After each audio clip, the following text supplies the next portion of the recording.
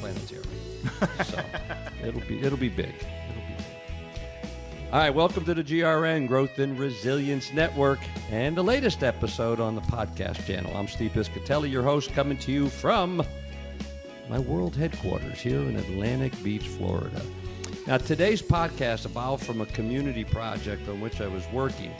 The group met often and yet never gained much traction. Nice group of people, talented group of people, not the right group of people for the task at hand. There was no cohesiveness of purpose or effort. It was very frustrating. So I started thinking about bands. I have a lot of friends who are musicians, and I put a question out to them concerning the it of a band. What is it that keeps a band together? Because a band has to know why it exists. What's its genre? Is it going to play dance music? Is it going to be in a concert hall? Is it going to be traveling? Is it blues? What is it? So my armchair theory was that something had to hold it together. Obviously, they have musical talent. But what is the X factor, the DNA? So when I put it out, I got these great responses, and I got 3 veteran musicians here that are going to educate us. They're going to give us information that goes not just to bands, but I think they're going to help solve some of our world's problems tonight. No pressure, guys. All right, so I'll do a quick introduction. Then they can tell you more about what they're doing, how they're doing it, when they're doing it, and who they're doing it with if they want to, including if you have websites or anything like that, put it out there. Shamelessly promote yourselves. All right, first, over here to the left, we've got Brother John Mortensen. He plays bass with the Mama Blue Band, and currently also with Parker Urban Band when they're not having children, I think. You said we're raising families in that band right now, so we're kind of on a hiatus. When I posted the question about the it of a band, John said, quote, "The best music happens when people making it respect and care about each other and the music." We're going to talk more about that. We're going to dig into that. Mm-hmm. The other end of the table, we got Roy Peak. I understand in his punk rock days, his nickname was Roy Destroy. This is true. Roy Destroy Peak. He has been with Soul Guardians, Radio Berlin, currently fronting Elvis Kabong. Roy had said, and I'll quote him also, about the it of a band. "I've been in many bands, and the best ones were always the ones where the band members liked and respected each other and worked together to create great music. I know this may sound corny, but it's true." Mm-hmm. That certainly sounds like something I would say. Roy Destroy Peak. And then finally, directly across from me, just back from an international trip, spreading goodwill across the globe, is Crucial Eddy Cotton, a veteran of bands such as Mad Love, which he says was one of the first working punk bands in Jacksonville. And since Roy Destroy was in a punk band, you guys crossed paths? Not a whole lot. Not until much later. Really? He was in Jacksonville before I was, I think. Yeah. So my first punk bands were in Kentucky. In Kentucky. Yeah. Punk bands in Kentucky. As strange as that sounds, okay. Yes. Wow. Now, I first met Eddie when he was fronting Pretty Boy Freud. And that was a band that my wife and I used to love to go to see. I got to digress for a second, Brother John and Roy Destroy. I think it was New Year's Eve at a place called Partners in Avondale. And we come in and we hear Pretty Boys playing that night. We're looking around with the bandstand. Ain't no band. Where the hell's the band? So we look up, and they had set up on top of the bathroom. I don't know if you even remember that. Oh, yeah. I remember very well going up and down that ladder carrying a deluxe reverb amp. I felt sorry for the drummer. I had all vintage gear. The funny thing was the bass player had to hold his bass between the rafters. And Noel Friedline used to come up and sit in with us, and he had to stand up between the rafters or else he'd crack his head. And how in the world the ceiling didn't collapse? I don't know. But anyways, that is one of my fondest memories, beside the music, and times you played at Grenemeyer's and all of that. It was just great stuff. He's currently working solo and with the Uncanny Valley Boys. Now, Eddie said, there are some things that really matter, like a shared vision. If the singer wants to be a star, the guitarist wants to play a different style, and the bassist and drummer are in it to smoke weed and jam, it might not work. End of quote. And what I love about these three quotes, they go beyond bands for me. This is what I see. You see this in corporate, you see this in the classroom, you see it in education, you see it in community activism, respect, care, and then this thing, a shared vision. So, you guys are going to help us. I'm going to just call you the leaders of the bands. How's that? Okay? Sounds great. That sounds great, yeah. And you're going to make the world a better world. All right, so let's start with this, and then we'll just kind of free flow from there.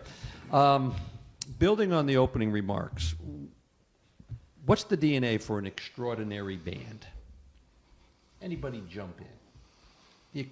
DNA. I would Eddie. say there's what it is to the guys that are doing it, and there's what it is to the audience.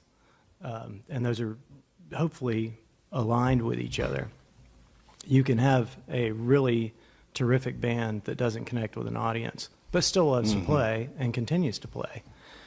You can have bands that connect with the audience and then end up exploding, and you see that regularly among very successful bands.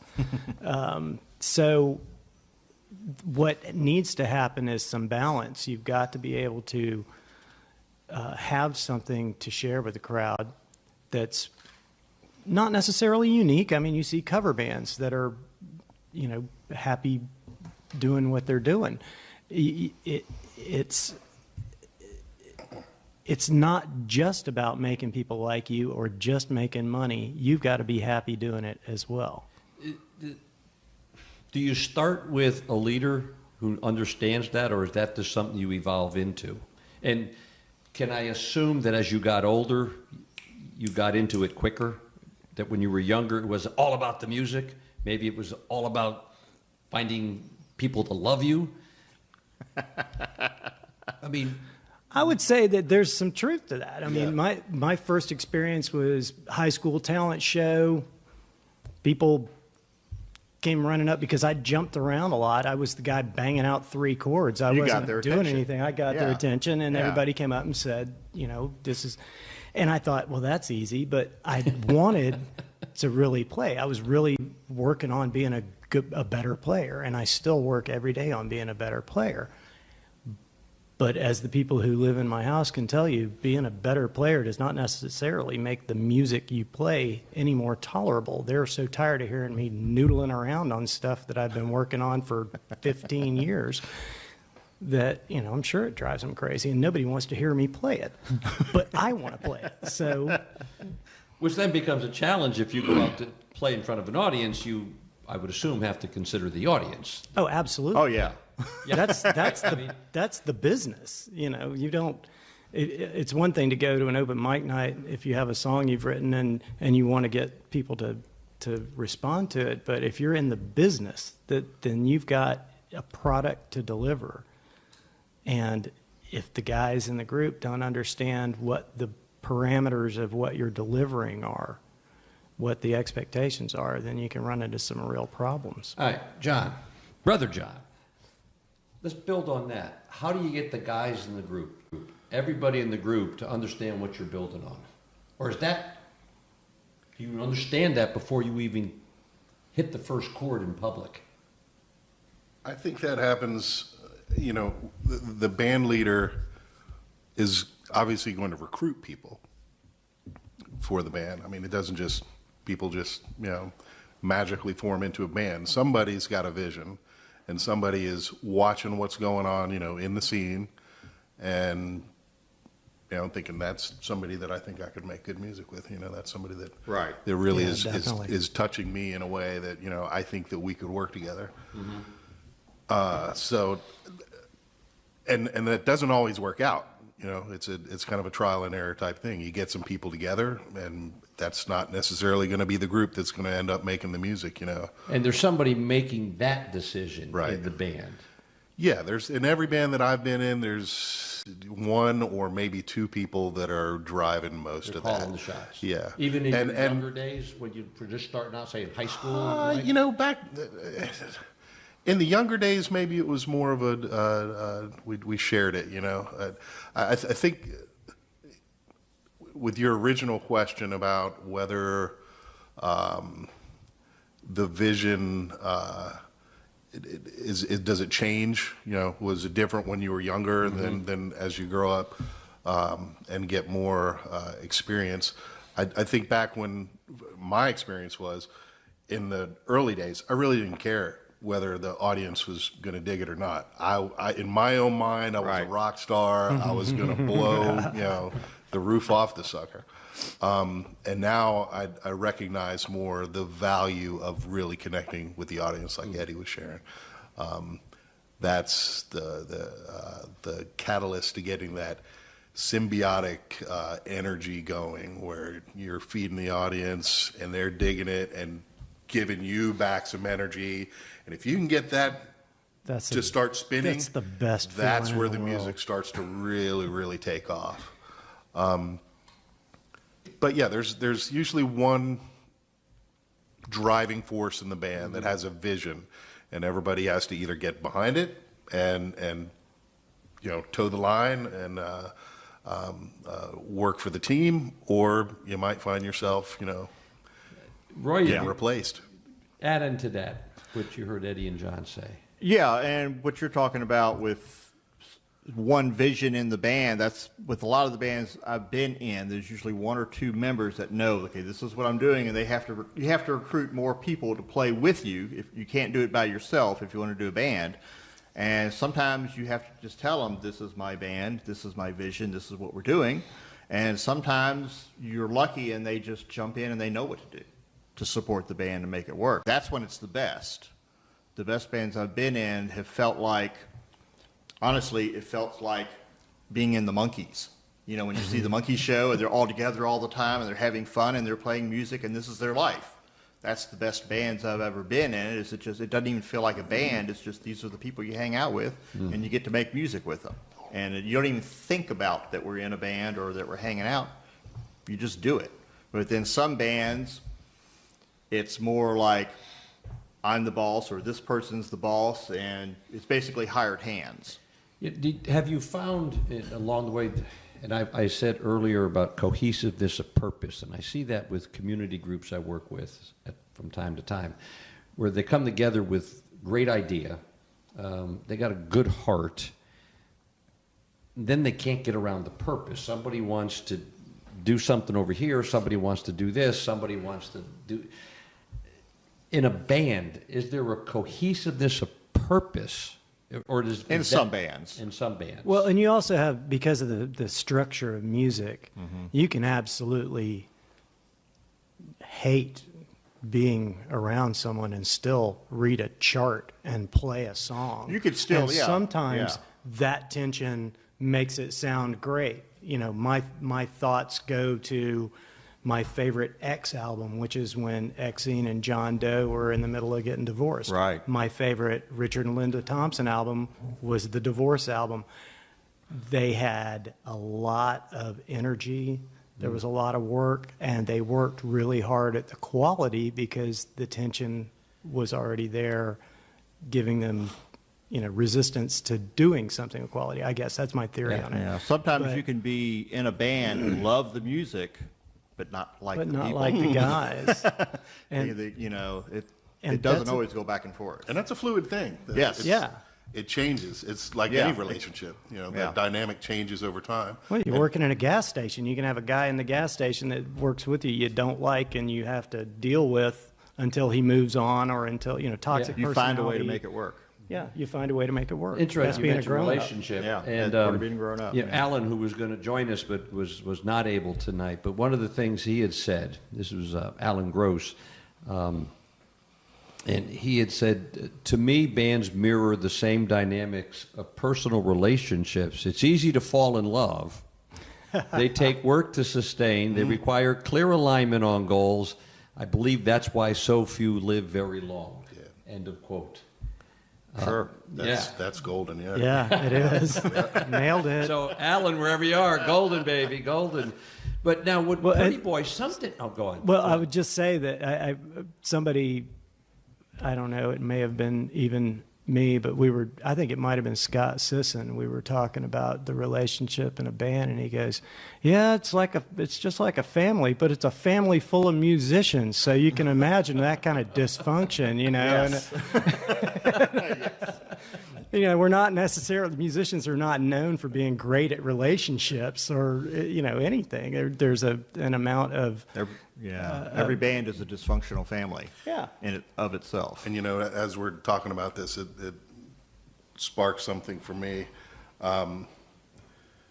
I was in a punk band once. Well, we've got a commonality across the table tonight. Back in Gainesville, I played in a band called Number Two. That was the first band that I really had a little bit of longevity and success with locally anyway. And towards the end there, I could not stand the band leader. We were oil and water. And I didn't appreciate, you know, and I think, I don't know if it was a mutual thing.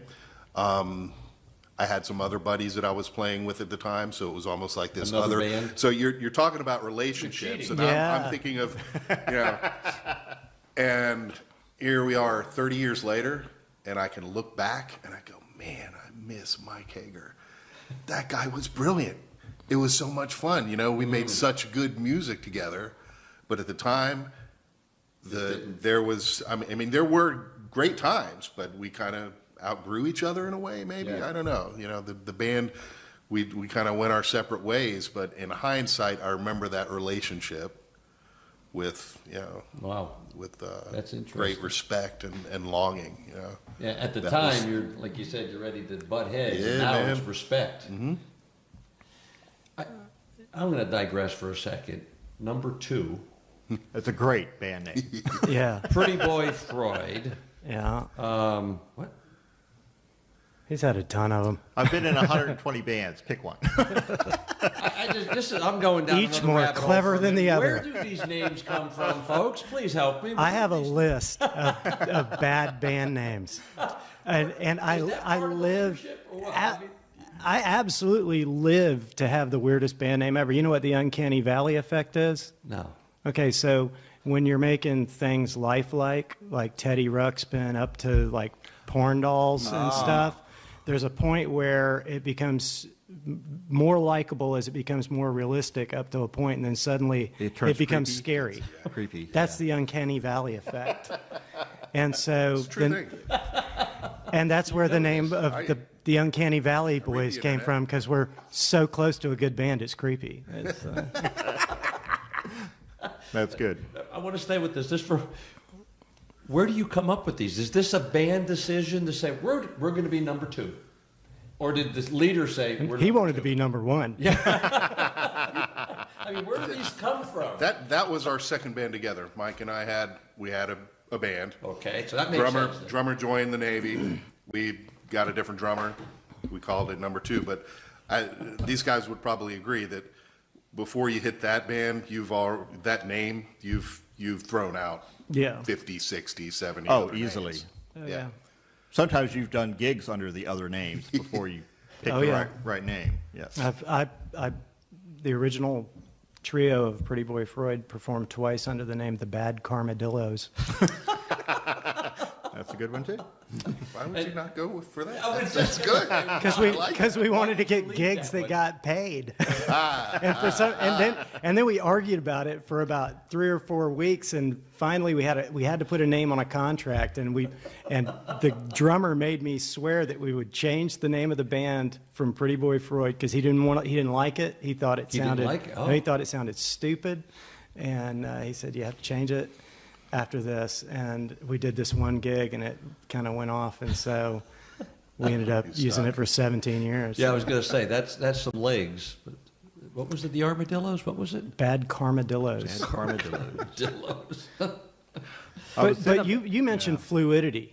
And that's something that I think is the secret to longevity in a band is, well, I used some very basic business principles, get a contract for every gig, put money into the band, things like that. But one of them was I made every guy agree, if you want to do something else, tell me.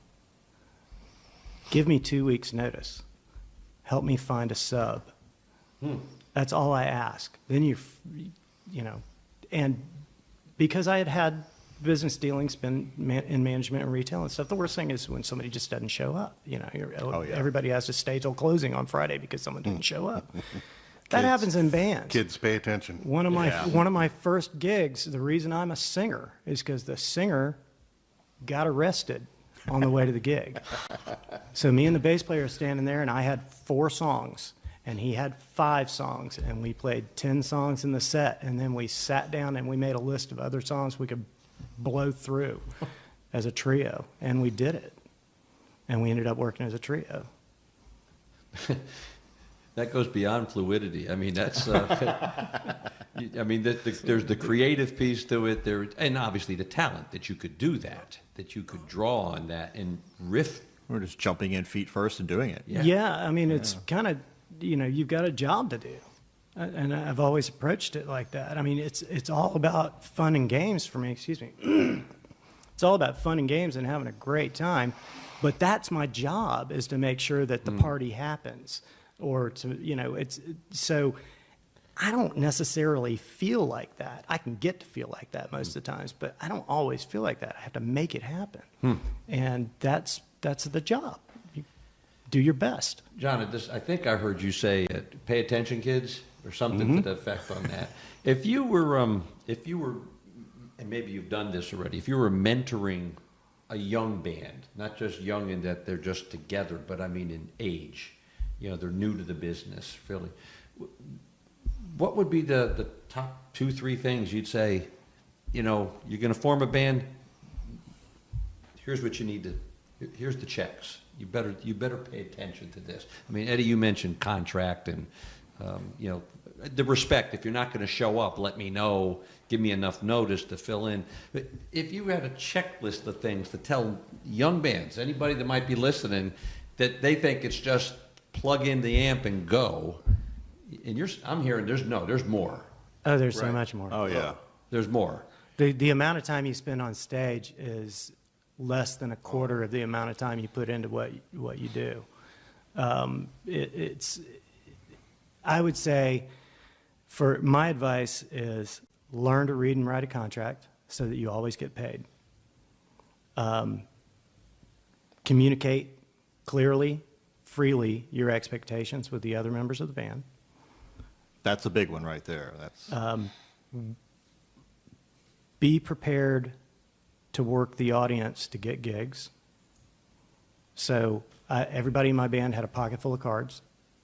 And so when they're walking around and people say, hey, are you in the band? They say, yeah, I am. And you hand them a card. And you don't have to say anything else. If you don't want to talk to anybody, you can say, excuse me, and you can go wander off. But say, if you want to get in contact with us, just that little bit of personal touch. And that makes a huge difference in the ability to keep a band busy. And if a band is busy, 10 years can go by before you realize that you don't like the bass player. You're always, This is true.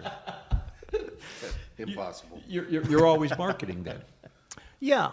And, I mean, I was even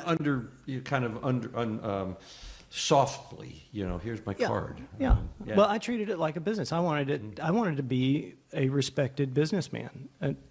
I don't think there's anything wrong with that. I'm providing a service.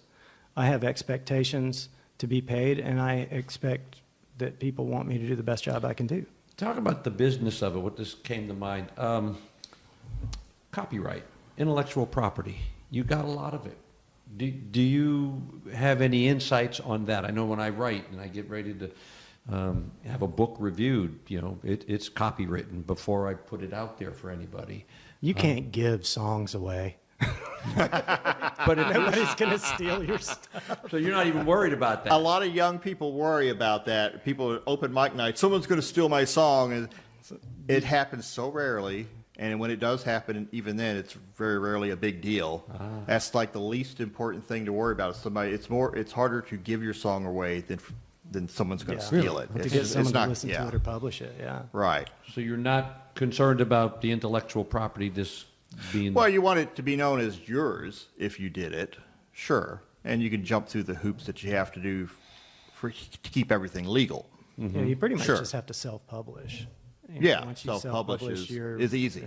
You're protected to a point, Right. To a point, yeah. Then if somebody does happen to steal your song, you can deal with it then. And the fact of the matter is, if you're writing songs, chances are somebody's already written one kind of like it. Chances are.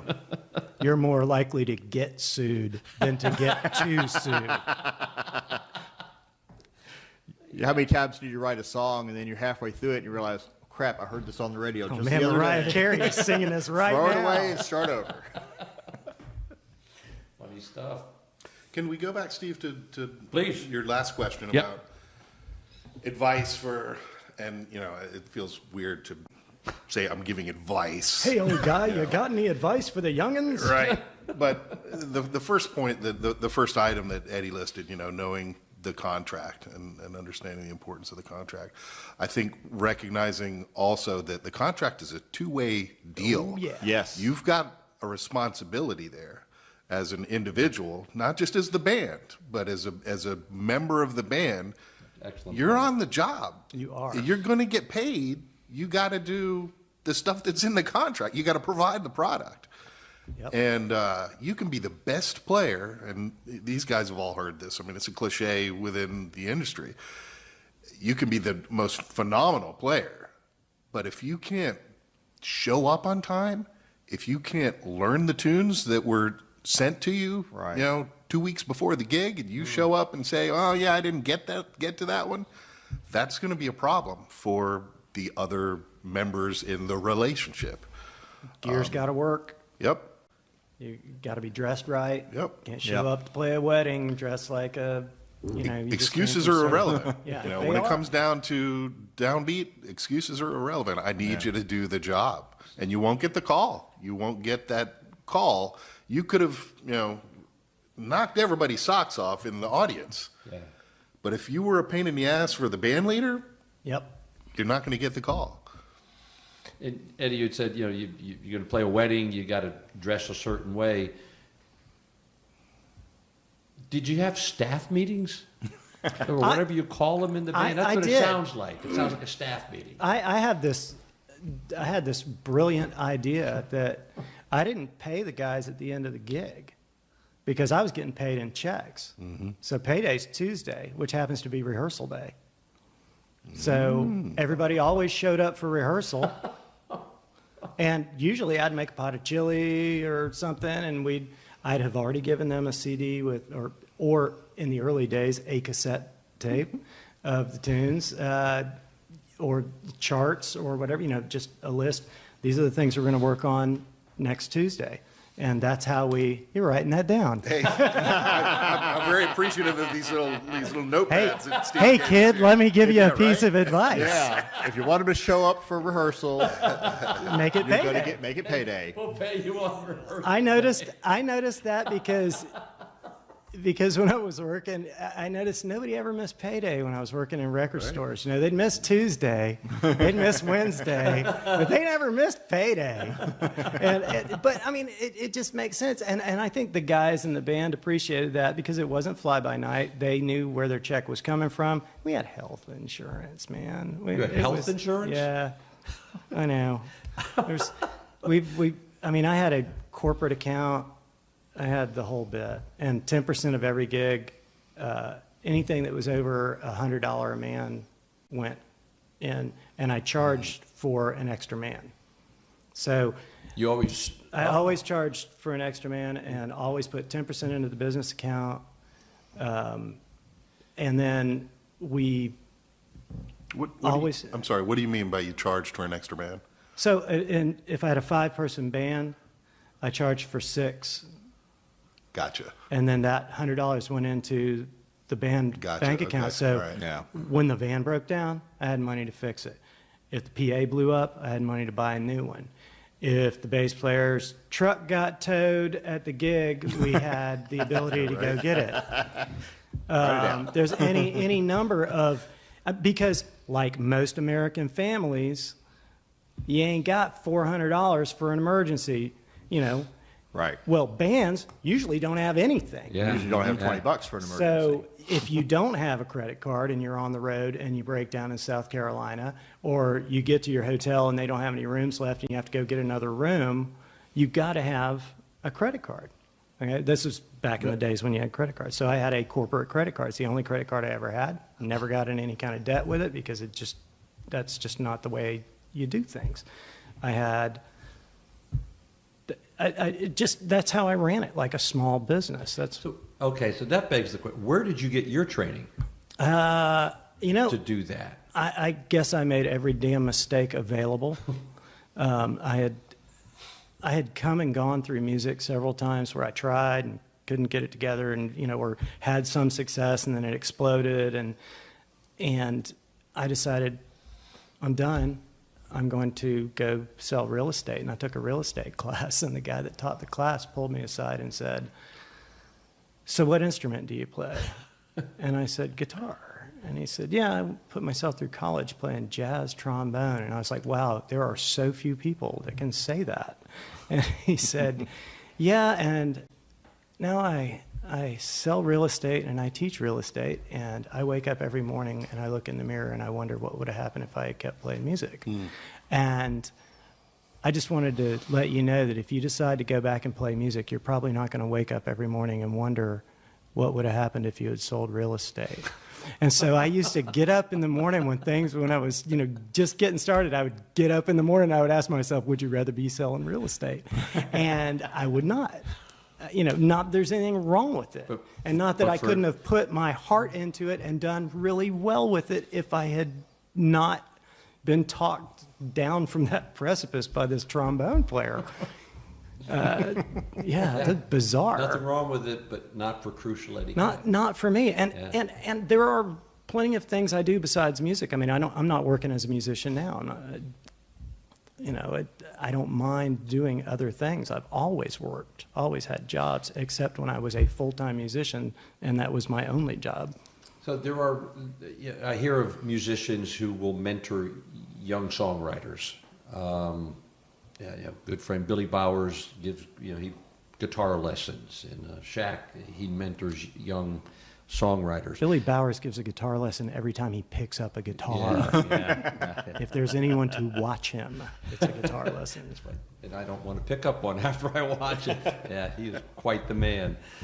Love you, Billy Bowers. Me too. But are there such opportunities for what we're talking about? Do musicians mentor young musicians in what we're talking about now, the business of it, the leadership of it, the relationship of it? Or because I hear about the lessons on the instruments, how to write a verse, how to write a chorus.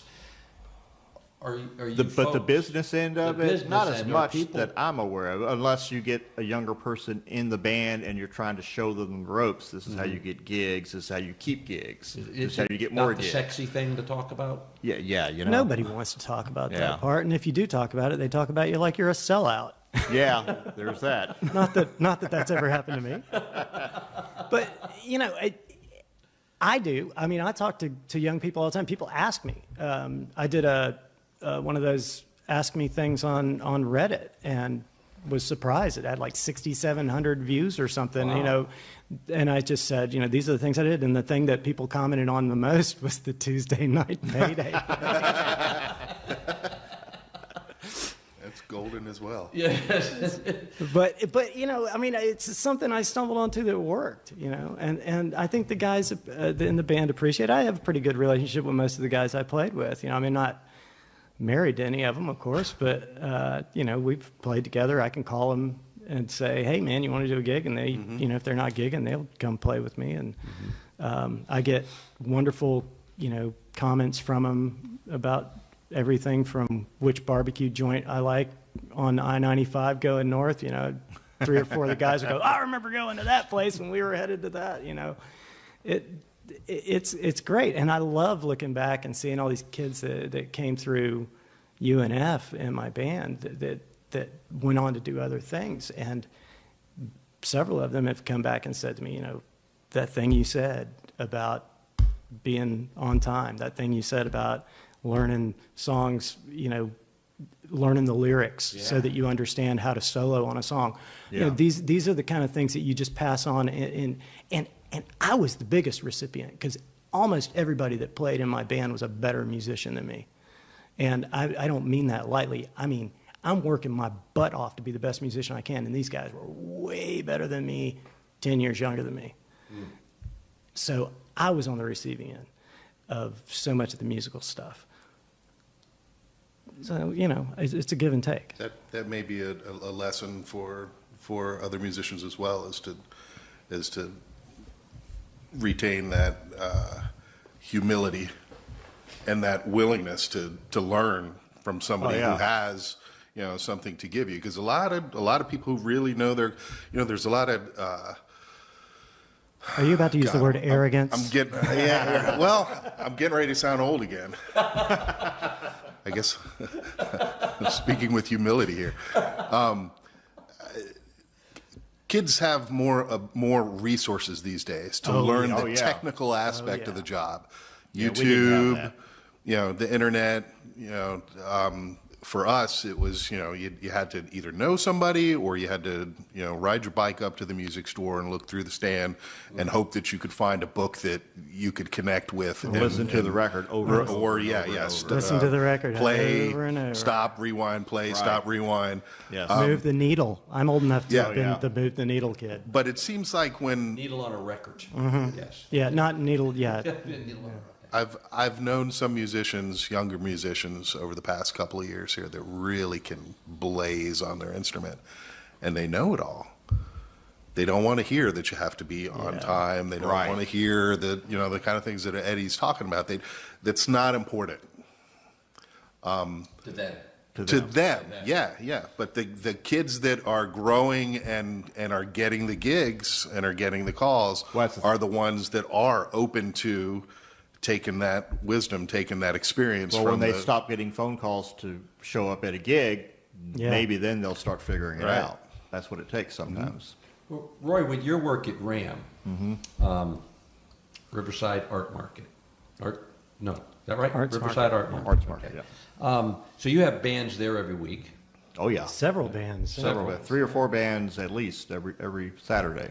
What's been your experience with, not with names of bands, but do you run into some that just don't show up, or they don't show up prepared? They only show up unprepared once. Okay. Yeah. If they show up again unprepared, they don't get another gig at RAM because we don't put up with it. And that's one of the things we tell people. It doesn't matter how good you are, you have to be prepared, you have to be on time, which is very important, and you have to not be a pain in the ass. Because if you're a pain in the ass to either the RAM staff or the sound guy or the guy doing the booking, you're not going to get another job there. No matter how good you are. No matter how good you are. Nope. You know, it does not matter. There are plenty of people that have played there once or twice that are great musicians and great people, but we don't want them back because they were trouble to deal with. There are other people that aren't great musicians, but they're fun. The crowd likes them, we like them, and they're very easy to deal with, so we have them back. So I mean, I'm hearing the relationship Speaking of my strengths, Roy. I'm hearing the relationship. That's how I pay the bills. Yes. And I would say if I could give some advice to young musicians, it would be go meet the sound man, introduce yourself, be prepared. You know, if you can draw out a plot map of what instruments you have, what your desires are. Plot map. So you draw out a stage plot and you go, okay, the bass player's here and he needs a DI and the singer The is drummer here, needs a vocal mic as drummer well needs a as vocal everything mic. You know, else, I yeah. need a stool to put my harmonicas And give on. that to your Give sound that to man. the sound guy.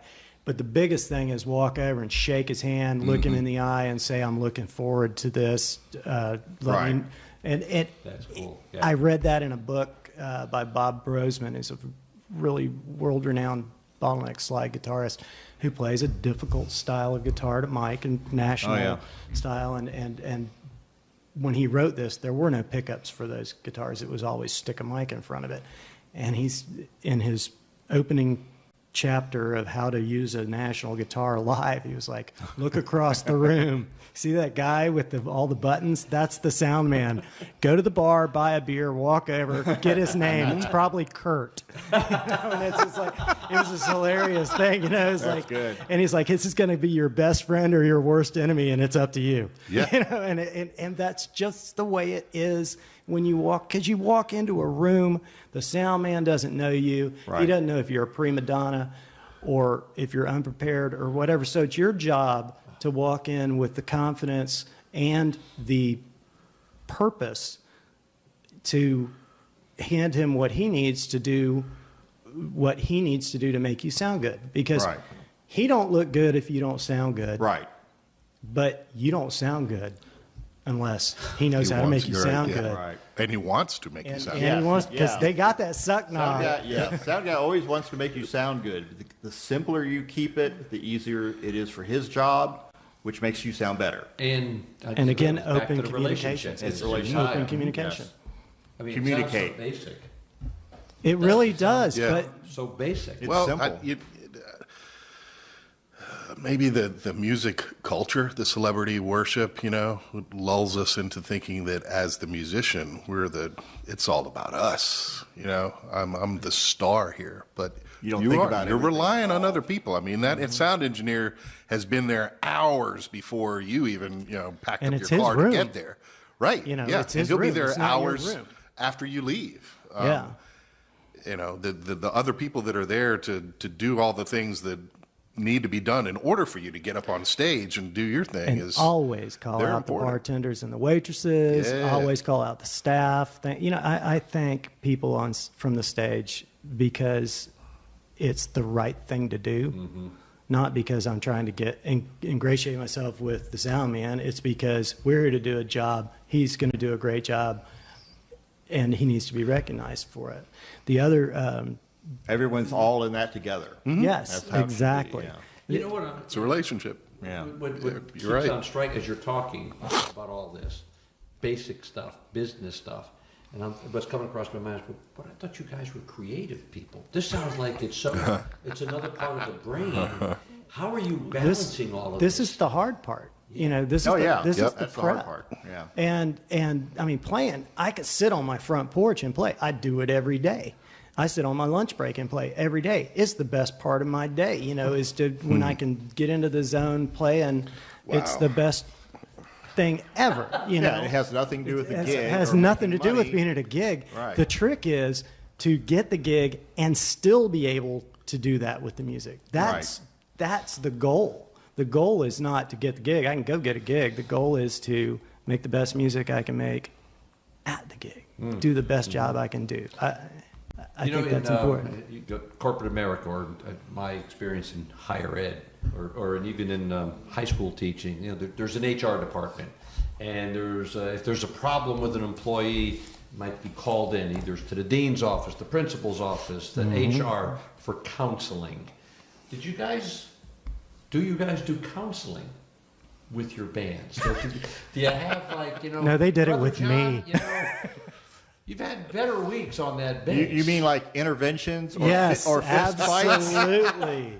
Well, it could be intervention. I mean, if it's something real serious, seriously serious, or just where you just say, we need to talk about the way you're addressing, going back to something you said, Eddie, the way you're treating the wait staff. We need to talk about that. I mean, have you done that kind of stuff? Well, I've never had that particular situation, but I have had to talk to guys about various things. If you're going to warm up on the saxophone, go out to the parking lot. Don't do it on stage, because if you're on stage, you're competing with all the people that are talking, the house music, and all that stuff. If you're outside You can play as loud as you want, and people are going to hear you and go, "Ooh, there's a saxophone player over there. I wonder if it's Pretty Boy Floyd. Let's go see."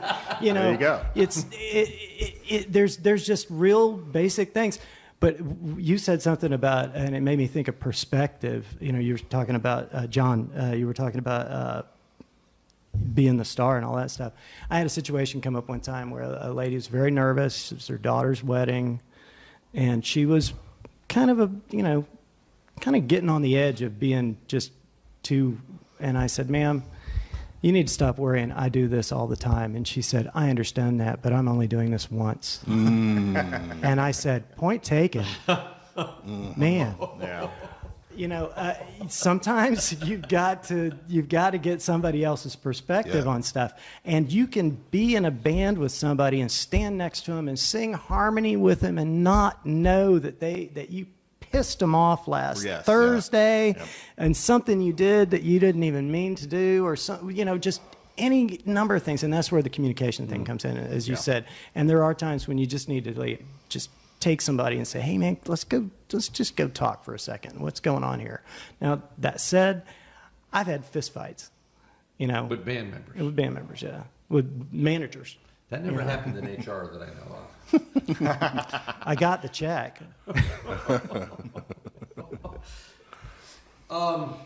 You were mentioning earlier that now, I mean, John, you were riding up on your bike to go look for a music book when you were younger. Now you go to YouTube. Yeah. And you might find that one song done by 30 people. And you got different variations. Okay, so those things have definitely changed from when you guys broke into this. Oh, yeah. Okay. Oh, yeah. Is there some other... What else has happened?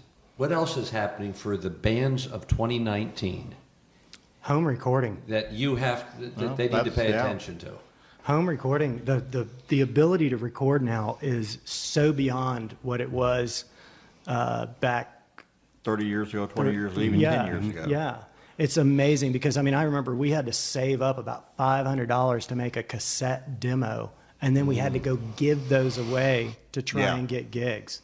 So we spent $500 to make 100 cassettes to try and get enough gigs to make that money back. Right. And we did, you know, but that kind of expenditure, you know, I mean, would you consider doing that? Cast your bread upon the waters that way today? No, you wouldn't. Yeah, it's different. And distribution is different nowadays because anybody can get an album and put it out nowadays online, which is a lot easier than it used to be. Everybody wanted a record contract. You have to get a record contract. Nowadays, nobody wants a record contract. They either want to be on American Idol or some show, or they want to be in a band, and you can do it all yourself. That's what I was going to say. There's so much more that you can do yourself now. Yes. And the way that money is made has changed as well. So, you know, just playing your instrument these days, I'm reading a lot about this. I don't necessarily, am I following this advice because I'm keeping my day job.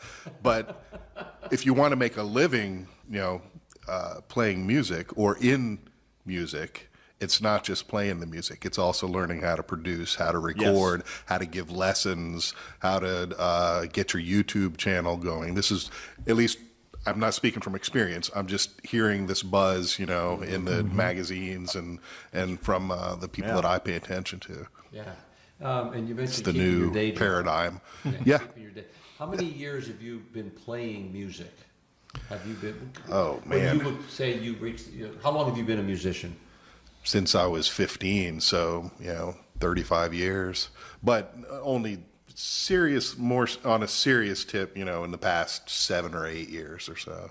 But you all that time though, I've had the day job, and I'm not moving from that. I like, you know, my band. I'm not fortunate to have a band leader like Eddie who's providing health insurance for his bandmates. Hey, I don't have it now. So I'm keeping the day job. Do you want to share what your day job is?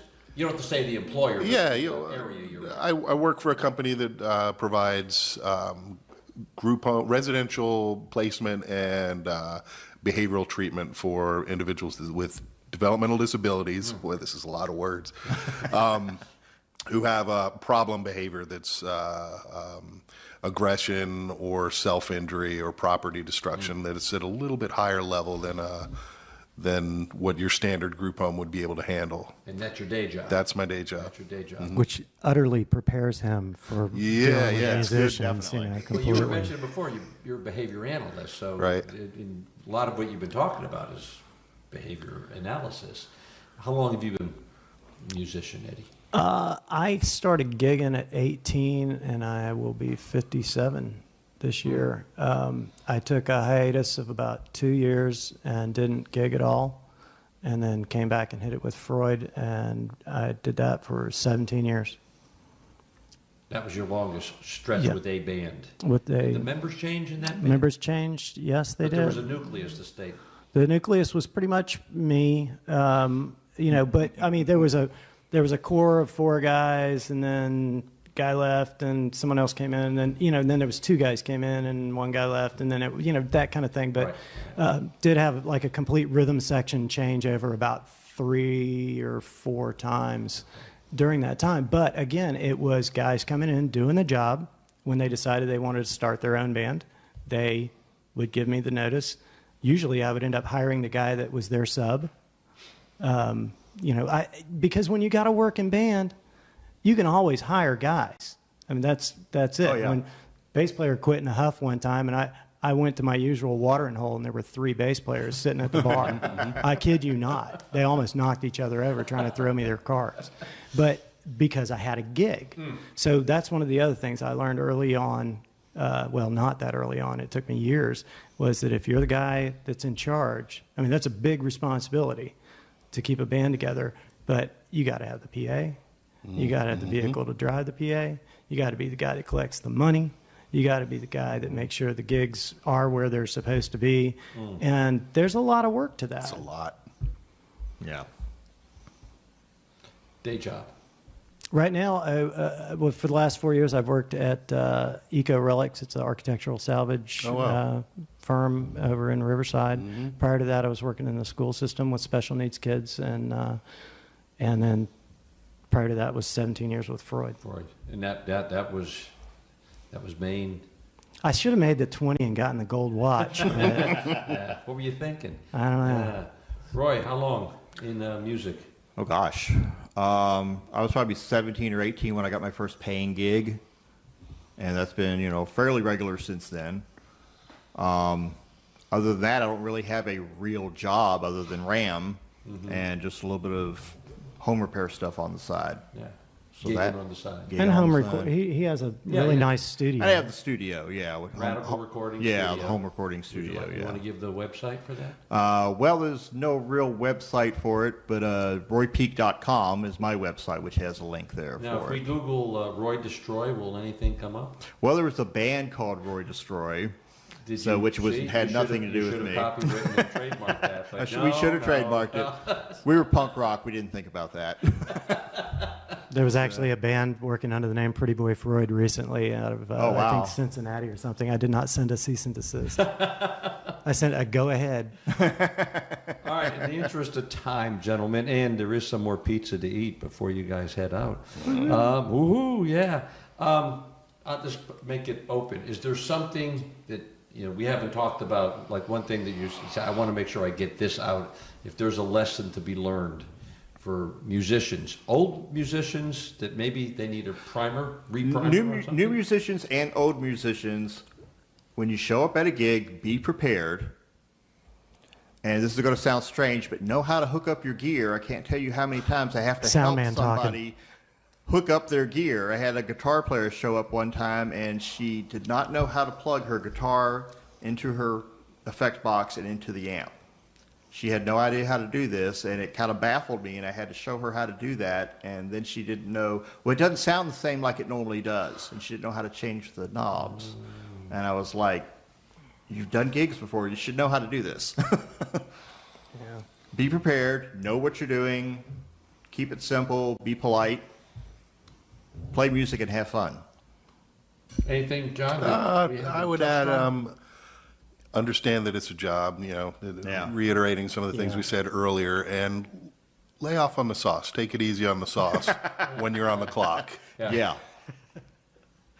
It's not all fun and games. Yeah, It's right. my main band right now. That's that's part of the contract. No drinking on the job. It's not happening. really? Not happening. There's a lot of bands that do that now. That's ironic because with Freud, it was actually in the contract that we got to. You were much younger. I was. So that's interesting. Yeah. So just because sometimes that's part of the ambiance, isn't it? I guess it goes along with the dress for the job. Yeah. Yes. Drink for the job. Oh, I fired guys for getting hammered. It depends on on the gig. Oh, yeah. What kind of a gig is it also? Yeah, you were talking about like having an intervention or something. They had to come to me more than once, and more than one band I was in. Roy, you need to dress better for the gigs. I was showing up in ripped jeans and torn T-shirts and my hair done up. I was not dressing for the gig, and I learned, okay, dress a little better. Yeah, Get the gig. always dress a little better than the crowd is always my thing. That's just slightly good better advice. than the crowd. Dress better Not than too the much. crowd. You don't want to be pretentious. And all of that goes into what kind of a gig is it? Is it a Yeah. wedding gig? Is That's it a true. corporate gig? Is it a Yeah. bar gig? Is it somebody's birthday? Dress for the venue, play for the I venue. can't tell you how many times I've been on a wedding gig where there's, or a party gig where there's an open bar, and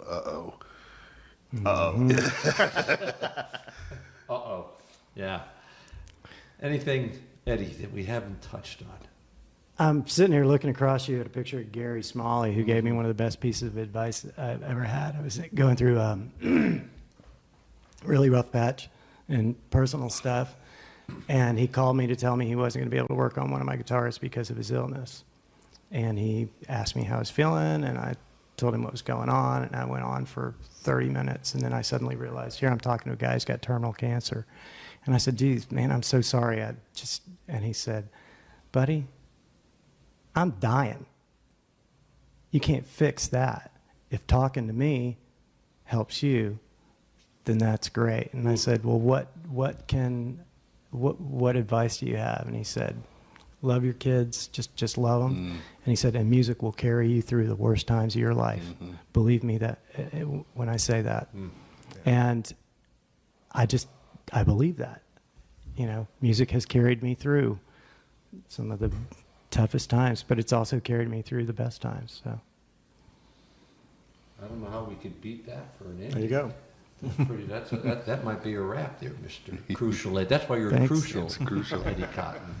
All right, so we're going to thank Brother John Mortensen of Mama Blue. Glad to be here. Much respect. And he does win the award tonight for the most notes taken. Ah, I'm approaching this like a workshop. and best dressed. No, and he looks great, too. I mean, he just, my gosh.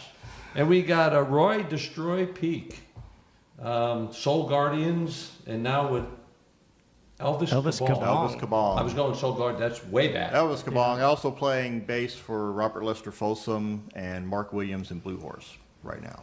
all of which are fabulous. They're fun bands to be in. Fun bands. So I try to stay in the fun bands, not play with the other ones. And Crucial Eddy Cotton. It's a pleasure to be Solo. here, Steve. When you're out solo, do you sell yourself as Crucial Eddy Cotton? Yeah. That's what, so people are looking for you. Yeah, they're not going to find me very We put often. that on the sign when he played at Ram last time, Yeah. Crucial Eddy Cotton. There you go. Yes. Yeah, I don't have anything coming up until I play the Eco Relics birthday party in April 5th, I think it is. But well, this- I don't like the gig anymore. I used to, and I think about it all the time, but I just don't like it as much as I used to. Yeah, we were talking off mic, and if you know that early enough, you get out before it's, well, Before Yes. you ruin it for yourself. Yeah. and the folks listening to you. Yeah. Yeah. I might have waited too long. No, I don't think so. This has been great. I appreciate it. I really do. Thank you. Thanks This was fun. Thanks for inviting us. I'd like to thank the members of the audience, the bartenders, the sound man, Especially. especially the sound man.